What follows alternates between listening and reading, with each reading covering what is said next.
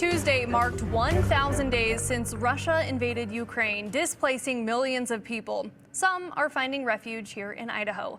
Adrielle Tackett spoke to some of those refugees. Adrielle? Yeah, Hunter, 1,000 days filled with worry for their loved ones. The refugees say after fleeing to the U.S. almost 3 years ago, the conflict is longer than many of them ever expected. Mostly Americans, they don't know how much people dying every day and how much people struggling there. Russian troops invaded Ukraine in 2022. Hundreds of thousands have died since then, and the war forced millions of Ukrainians to flee their homeland.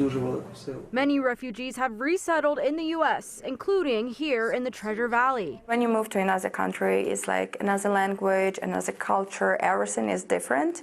And I think that probably with older generation Americans, they're most similar with Ukrainian culture, but it's still a big difference.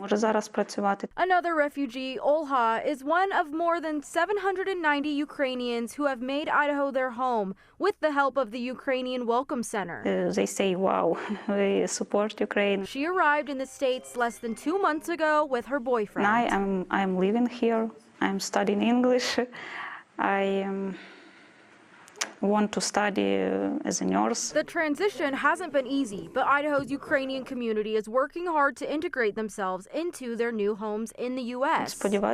I hope that I can finish education here and also to be at least to start working at hospitals. It's hard and complicated, and you leave your country, your family, and you hear by yourself, and you hear kind of lonely. Their lives continue here, but refugees still look to their homeland and families locked in war through all these days. I'm sad, and especially the war, it's not only 1,000 days, it's already 10 years. More than 1,000 days later, the war shows no signs of ending. It's really nice to be to stay in the US but still be with your people and to be in that culture that you grow up in.